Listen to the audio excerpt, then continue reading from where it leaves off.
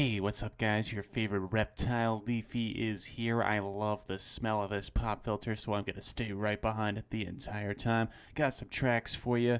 Have you guys seen this new Blink-182 song? Look at these fucking pussies. They're in their fucking 40s, and they're like literally in their 40s, like making this kind of music, like literally.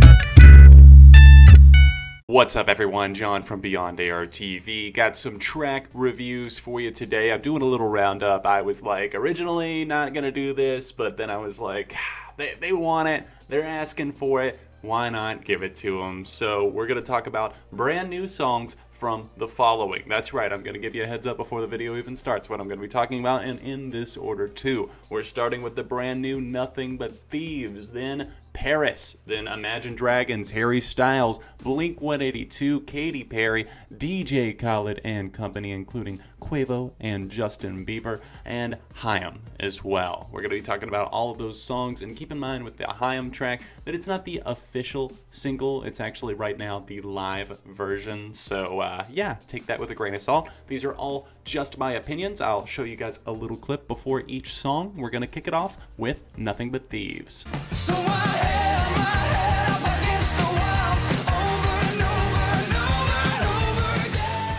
Nothing But Thieves debuted their brand new song Amsterdam on Mr. Jam on BBC Radio 1, and I heard it there, and then of course it was uploaded shortly after to their YouTube channel. Amsterdam marks a change in pace for the band, and at first I was a little bit caught off guard. I actually unfortunately caught it like midway through the song whenever I was listening to the premiere, but I definitely changed my mind on it with repeated listens once the audio was uploaded to YouTube. I'm enjoying this one. It's different for them.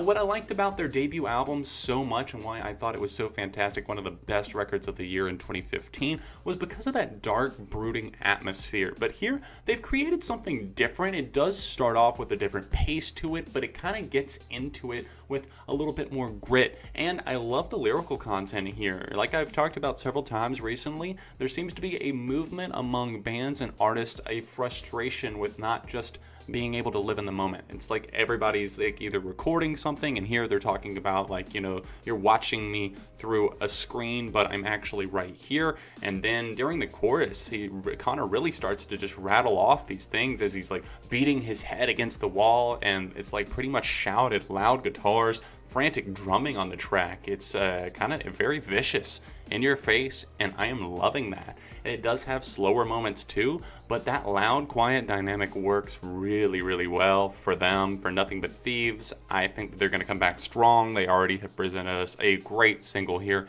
I have no reason to not have faith in the album. I'm going to give Amsterdam a 4.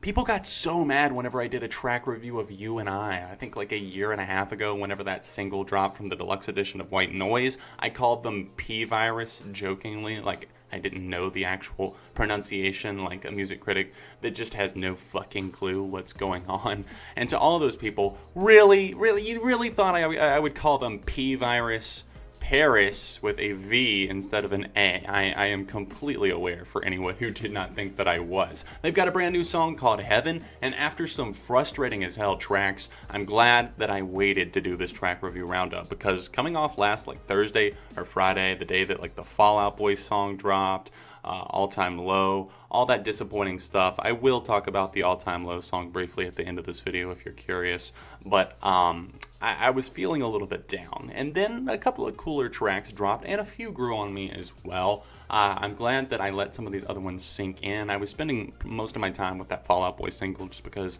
I wanted to get a review out for that. And with PVRIS, they came back with a song that is once again very atmospheric, and PVRIS were kind of hit and miss with me on their debut album in terms of like the deeper cuts, but I loved the singles like St. Patrick, Smoke, fantastic tracks that I really just jammed to. They've got a great atmosphere to them, and Heaven is no exception to that. I like that they haven't strayed too far from their signature sound, but at the same time, they seem to be going almost a little bit more ambient with it in places, and it is a little bit of a lengthy track, at least it feels like it is. Its structure is a little bit different and more unique, but I'm finding that I like that the more that I listen to this song. I think that its qualities kind of compound the more you play it, and they add up and stack up to make it something cool. There's nice guitars in this track once it kills in, and I think Lynn Gunn kills it on the vocals once again. There's maybe just a little bit too much reverb placed on it in places, but I am very interested to see how this album's going to turn out. I'm going to give this one a 3.5.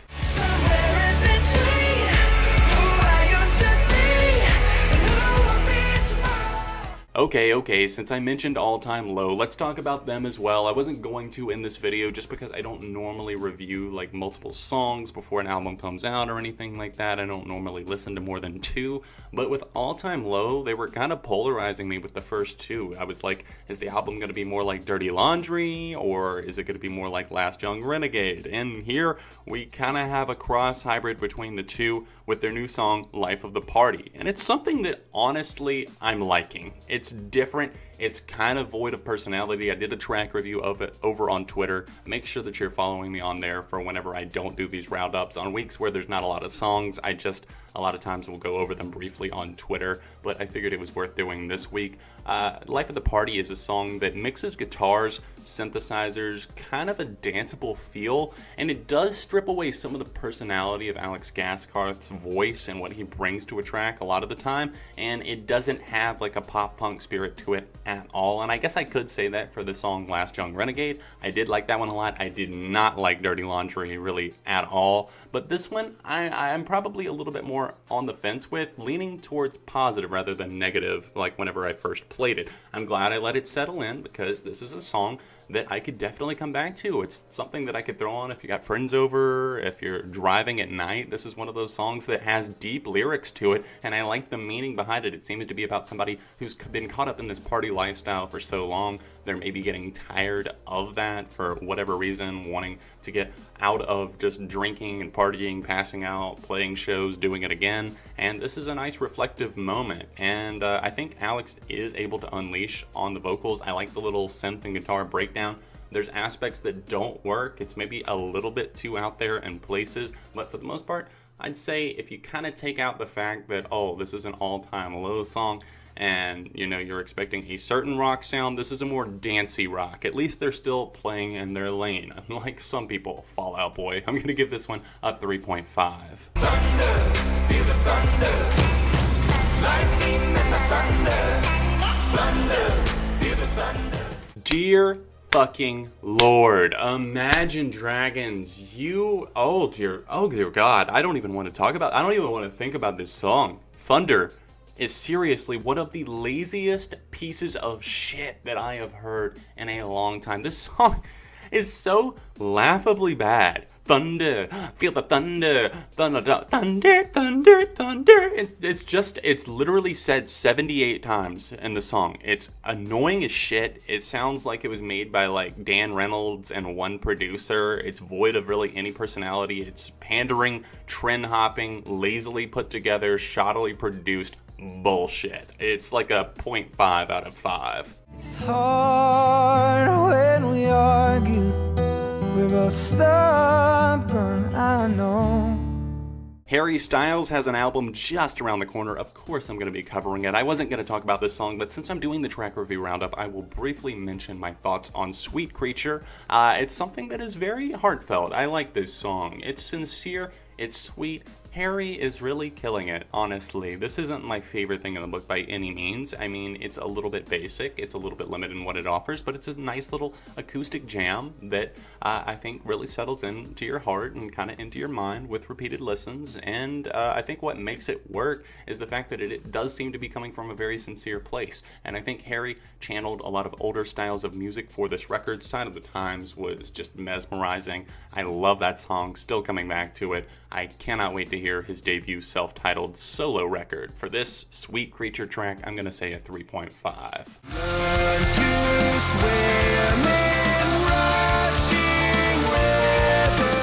I think I was just having a bad day whenever Blink-182 released 6/8, which is the time signature that this song was recorded in. And that's cool. They're mixing it up. And like I saw somebody in the comments on the lyric video say, 2002 Tom DeLonge would be very happy with the direction that they're going in. And all I have to say to this track now that I've actually listened to it more, that I've actually paid attention to it, I really don't think that I was giving it enough attention. And I'm sorry that I kind of vented that on Twitter by just saying, it's kind of meant to me, 3 out of 5 or whatever. Don't ever take my Twitter opinions too seriously until I solidify them in like a video form. Like if I actually upload it to YouTube, that's when you know that my opinion has been solidified on it. Sometimes I will just shoot my mouth off on Twitter, and as does everybody, and I'm definitely guilty of that. And anyways, with this one, 6/8, I like that they're taking this in a much darker tone. The drums on it are really fascinating. The guitars, the way that they kind of stop and start. Matt Skiba's backing vocals on this are just haunting. They're so good. And the lyrics, learn to swim. Mark Hoppus did a great job coming up with this one. And if this is what we're going to get more of on the deluxe edition, I am all in. Misery was fantastic as well. I loved that one. Parking Lot, we'll see. We'll see how that stacks up whenever I listen to the deluxe.